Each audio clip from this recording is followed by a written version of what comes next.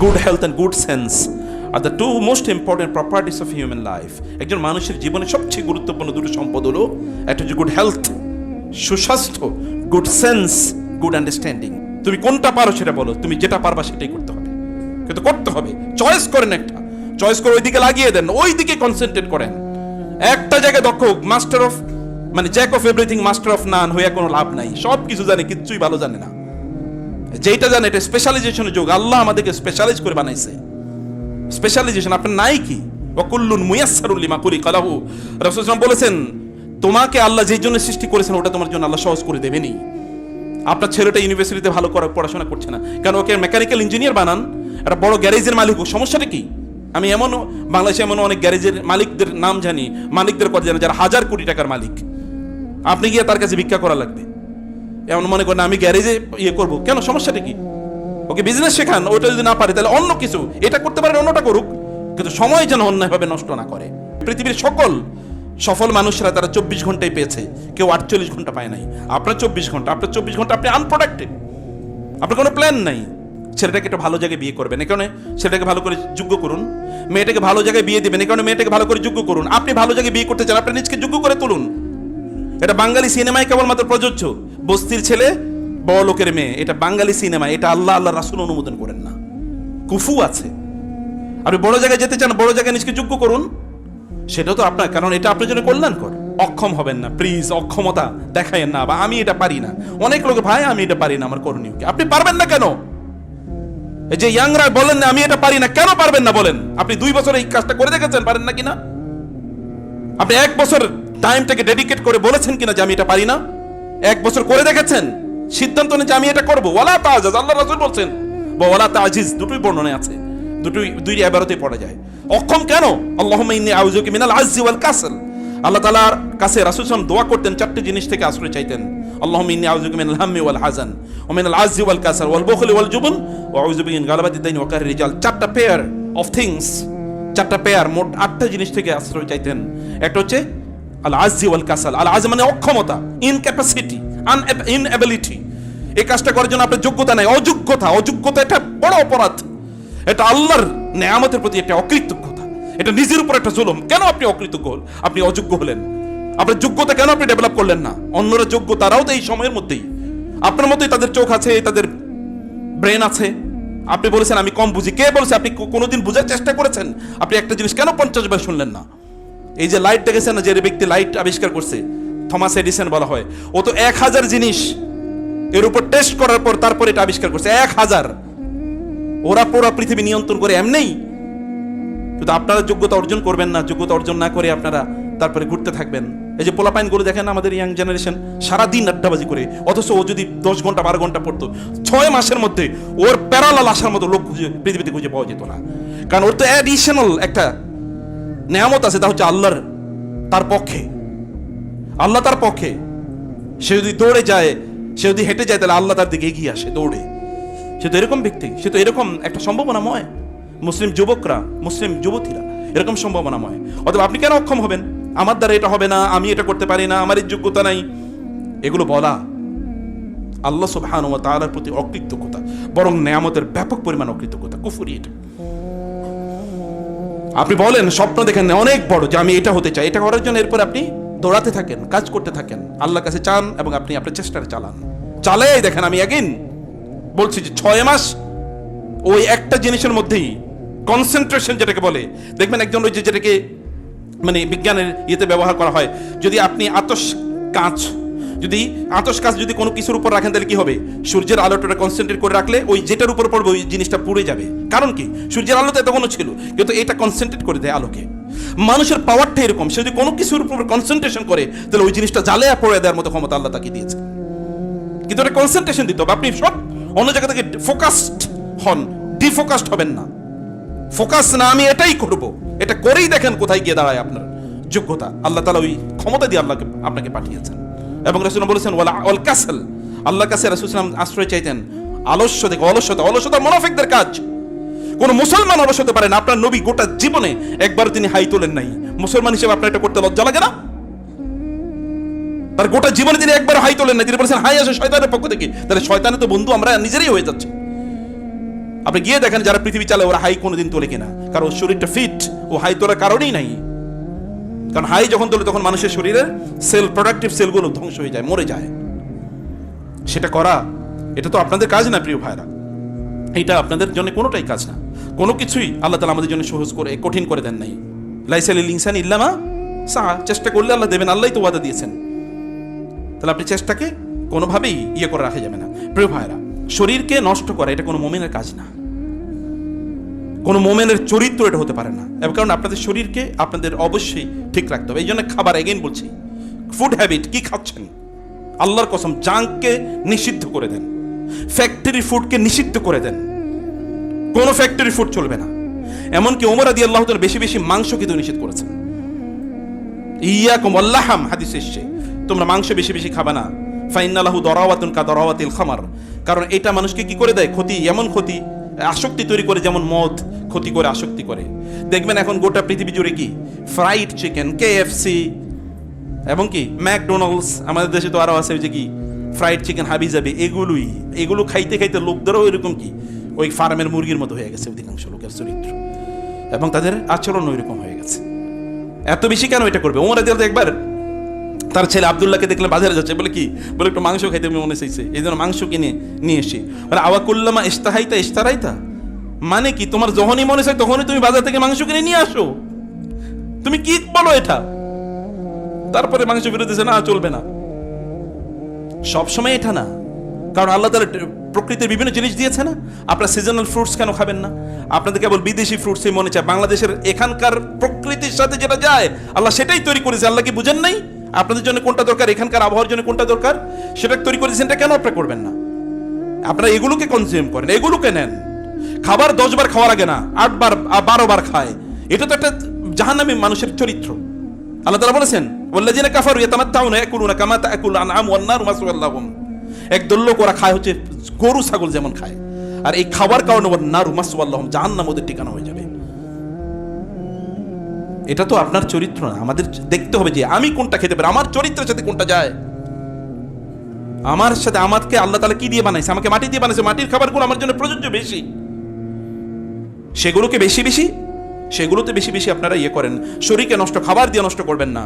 বাসায় যেমন বলি, এগুলো যদি এখন ফুড সায়েন্স, নিউট্রিশন সায়েন্সের কথা, বাসায় যেমন আপনারা তেলের ব্যবহার কমিয়ে দেন, তেলের ব্যবহার কমিয়ে দেবেন, অনেক কমিয়ে দেবেন। তেল এটা আপনার শরীরের জন্য উপায় দেন। প্রয়োজন অলিভ অয়েল খান, কম খান, 1 লিটারই খান প্রতি মাসে, 1 ফোঁটাই দেন, 2 ফোঁটা দেন, 5 ফোঁটা দেন। কিন্তু যেগুলো আপনাকে তিলে তিলে ধ্বংস, যেগুলো আসলেই তেল না, সেগুলোই আমরা খাচ্ছি। যেগুলো অন্য জায়গায় ডাম্পিং হয়, এগুলো আমাদের এখানে খাবার হিসেবে আসে, কারণ আমাদের ব্যবসায়ীরা সৎ না, এবং আমাদের মানুষগুলোর মধ্যে সততা, আমাদের রাষ্ট্র যারা পরিচালনা করে তাদের মধ্যে সততা নাই। এ কারণে মানুষের প্রতি তাদের দায়বদ্ধতা নেই। এটা ওমর রাদিয়াল্লাহু তাআলা হলে তিনি, অথবা রাসূল হলে তিনি বাজারে ওম্বার্সম্যান পাঠিয়ে দিতেন, বাজার তদারকিকারী, ওই যে কি বলে,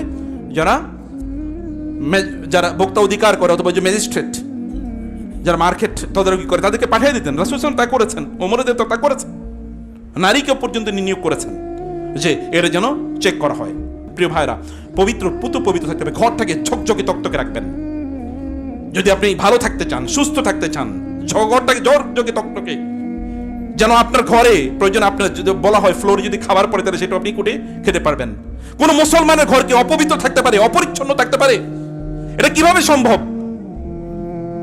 যদি এটা হয় তাহলে বুঝতে হবে যে তার ঈমানের মধ্যে কোনো ত্রুটি আছে, তার দ্বীনদারির মধ্যে ত্রুটি আছে। এগেইন বলে যাচ্ছি, right it in golden letter. যদি এমন হয় যে আপনার ঘরটাও গোছালো, সব এলোমেলো পড়ে আছে, তাহলে বুঝবেন যে এটা আপনার দ্বীনদারির মধ্যে প্রবলেম আছে। আল্লাহ রাসূল সাল্লাল্লাহু আলাইহি ওয়াসাল্লামের কাছে এক লোক আসলো, তার অনেক টাকা পয়সা। রাসূল বলেন, এই তোমার না অনেক টাকা পয়সা আছে জানি? বলে হ্যাঁ আছে। তো বলে, তো তুমি এরকম ফকিরের বেশি আসছো কেন? আল্লাহ তাআলা যদি কাউকে নেয়ামত দেন, তাহলে তার শরীরে ওই নেয়ামতের আসর তিনি দেখতে চান। ভালো জামা কাপড় পরবা, ভালো খাবা, টাকা পয়সা আছে, ব্যাংকে রেখে দিয়েছেন, করবেন কি? টাকা পয়সা কি আল্লাহ ব্যাংকে রাখার জন্য দিয়েছে? আপনার সন্তানের জন্য ইনকাম করার সুযোগ আল্লাহ দিয়েছেন, আর ওদেরকে ডিপ্রাইভ করে আপনি ব্যাংকে রেখে দিয়েছেন। এটা জুলুম। ব্যক্তি নিজের উপর জুলুম করছে, তার পরিবারের উপর জুলুম করছে। অথচ তিনি যদি আজকে এটা ব্যয় করতেন, কালকের খাবারটা আল্লাহ তাআলা আসমান থেকে তার জন্য নাজিল করে দিত। যেমনি ভাবে পাখিগুলো কোনোদিন খাবার ব্যাংকে নিয়ে রাখে নাই, কারণ ওরা আল্লাহর উপর, লাউ কুনতুম তাওয়াক্কালতুম আলাল্লাহি হাক্কা তাওয়াক্কুল, তোমরা যদি আল্লাহর উপর তাওয়াক্কুল করতে পারো যথাযথ, তাহলে পাখিদেরকে যেমনি ভাবে খাওয়ায়, প্রাণীদেরকে যেমনি ভাবে খাওয়ায়, আল্লাহ তোমাদেরকে এরকম ভাবে খাওয়াতেন। বুঝেন না কথা? ব্যাংক কেন? ব্যাংক কি মুসলমানদের আবিষ্কার ছিল? আপনার তো সম্পদ অন্য জায়গায় ইনভেস্ট করার কথা ছিল, আপনারা কেন এখানে ফালায় রাখলেন? বহুত ফকির আছে, তাদের ব্যাংকে লক্ষ লক্ষ টাকা, ও ফকিরিও করে, ভিক্ষও করে, আবার ব্যাংকে টাকাও ফালায় রাখছে। ওটাও এক জাতীয় ভিক্ষুক, আপনার আরেক জাতীয় ভিক্ষুক, ব্যাংকে টাকা ফাল। কেন আপনি ওটা রাখবেন? আপনি ইনভেস্টমেন্ট করতে পারেন না বলে কার উপর নির্ভর করে? আপনি নিজে করবেন, ছোট্ট একটা ব্যবসা করেন, একটা জমি কেনেন, অথবা গ্রামে কোন একটা এগ্রো ফার্ম করেন, যেখান থেকে আপনার নিজের ইয়ে হবে, একটা মাছের ফার্ম করেন, কিছু একটা করেন। চুপ করে থাকবেন না, বসে থাকবেন না। আইডল ওয়ার্শিপ বহুত লোকের আমাদেরকে বলে রিটায়ারমেন্টে গেছি, এরপরে টাকা ব্যাংকে রেখেছি, ওখান থেকে আসে আর খায়। এরকম আইডল মানুষকে আল্লাহ পছন্দ করেন, আল্লাহ রাসূল পছন্দ করেন না। এটা মুনাফিকদের আলামত। যে বলেছে না, যারা আইডল থাকে, আইডল মানে কি? আইডিয়াল না, আইডল, অলস। এটা মুনাফিক, আলস্য থেকে আল্লাহ রাসূল আল্লাহর কাছে আশ্রয় চেয়েছে। অতএব এটা করার কোনো সুযোগ নাই। প্রিয় ভাইরা, একবারে শেষের দিকে যেটা বলি, অতএব পবিত্র যে ভাষায় মসজিদ যখন আসবেন, সুন্দর জামা কাপড় পরে আসবেন। সুন্দর জামা কাপড় কেনেন, টি শার্ট পরে মসজিদে আসবেন না, এটা আল্লাহর সাথে বেয়াদবি।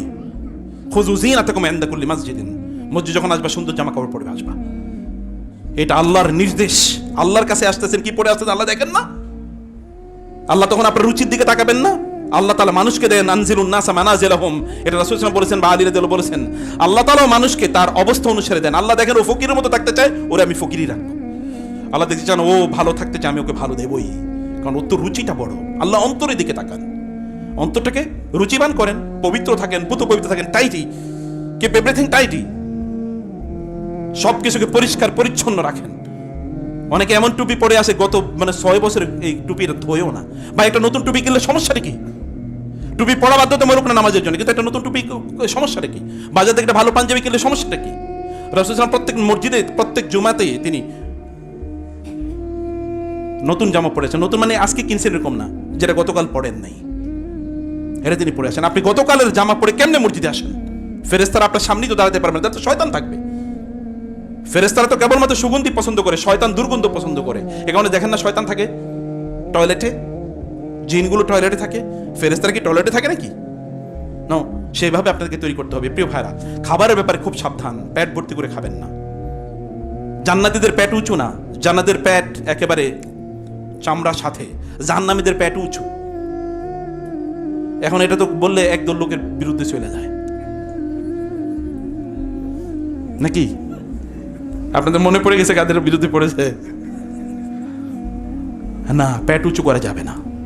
তাহলে এক্সারসাইজ করতে হবে, শক্ত করেন এক্সারসাইজ প্রতিদিন, 10 মিনিট করেন। আমি প্রতিদিন, আলহামদুলিল্লাহ, আমি প্রতিদিনই করি, কিছু কিছু করি। আমি কম্পিউটার প্রচুর কাজ করি, তো গত 24 ঘন্টা কমপক্ষে 18 ঘন্টা কম্পিউটার কাজ করেছি, আলহামদুলিল্লাহ। এর মধ্যে ব্যায়াম করেছি কিছুক্ষণ, দেখছি শরীর আবার টাইট হয়ে গেছে আল্লাহর রহমতে। আপনি সুস্থ রাখার জন্য তো আপনাকে কিছু কাজে যেতে হবে। রাসূল সাল্লাল্লাহু আলাইহি ওয়াসাল্লাম কি বলেন নাই, তোমরা কি করো, তোমাদের সন্তানদেরকে তোমরা তীর মারা শেখাও, ঘোড়ায় ওঠা শেখাও, সাঁতার দেয়া শেখাও, এবং মহিলাদেরকে বলেছেন তোমরা কি ওই যে বুনন শেখো, মানে কাপড় বুনা তোমরা শেখো। এগুলো রাসূল সাল্লাল্লাহু আলাইহি ওয়াসাল্লাম বলে গিয়েছেন, এগুলো আমাদেরকে করতে হবে। প্রচুর পরিমাণে খাওয়া এটা শয়তানের কাজ, এবং এটা কাফের মুশরিকদের কাজ, এটা আপনারা করবেন না। একেবারে প্রিয় ভাইরা, একজন খাবার দুজনের জন্য যথেষ্ট। তাইলে খাবার একটু কম খান, কম খাওয়ার মধ্যে কোনো সমস্যা নেই, পরিমিত খেতে হবে। কম খাওয়ার মধ্যে কোনো মানুষের কোনো সমস্যা হয় না। অতএব আমাদেরকে এই জায়গাগুলো আমাদেরকে অবশ্যই জায়গাগুলো আমাদেরকে মাথায় রাখতে হবে। দুপুরে একটু কায়রুল্লাহ করে হালকা একটু ঘুমাবেন, এটা ঘুম না একেবারে 3 ঘন্টা ঘুমাইছে। একদল লোক এসে ঘুমাই গেলে এর খাম্বার মতো ঘুমায়, পাথর মতো ঘুমায়। আল্লাহ রাসূল বলেছেন মোমেনরা কোনোদিন খাম বা পাথর মতো ঘুমায় না। মোমেনরা কি, তারা সজাগ থাকে, তাদের ঘুম যখন মনে চায় তখন সে জেগে উঠতে পারে। এরকম হ্যাবিট তৈরি করা, সহিহ হাদিসের কথা, এরকম হ্যাবিট তৈরি করা। আপনি দুপুরে, আপনার তো কায়রুল্লাহ করার কথা, ঘুমাইছে এরপরে আর উঠে না। কি রে ভাই, আপনাকে বলছে একটু কায়রুল্লাহ করতে, কিলু ফাইন্না শায়তান লা তাকিলু, দুপুরে একটু কি করো, চোখটা বন্ধ করে রাখো। আমি ব্যক্তিগতভাবে এটা পরীক্ষা করে দেখেছি, 5 মিনিট, কখনো কখনো আমার সাথে যারা থাকে ওরা জানে, একটু আমার ক্লান্ত হয়েছে, আমি 10 মিনিট চোখ বন্ধ করেছি, এরপরে আবার 10 ঘন্টা আল্লাহর রহমতে কোনো টেনশন, এনার্জি, ফুল এনার্জি চলে আসে। কায়রুল্লাহ, কারণ আল্লাহ রাসূলের সুন্নাহ জীবন, সুন্নাহর মধ্যে বরকত, এর বাইরে কোনো বারাকা একেবারেই নাই।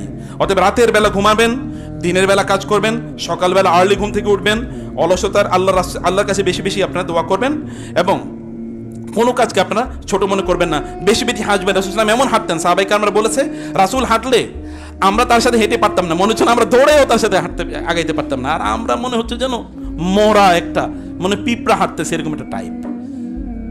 রাসূল সাল্লাল্লাহু আলাইহি ওয়াসাল্লাম এমনভাবে হাঁটতেন, মনে হচ্ছে যেন এই সামনের দিকে তিনি মানে পাহাড় থেকে নামছে, হাদিসে এসেছে, কারণ মুনহামিতুন মিনাল জাবাল, যেন তিনি পাহাড় থেকে নামছেন।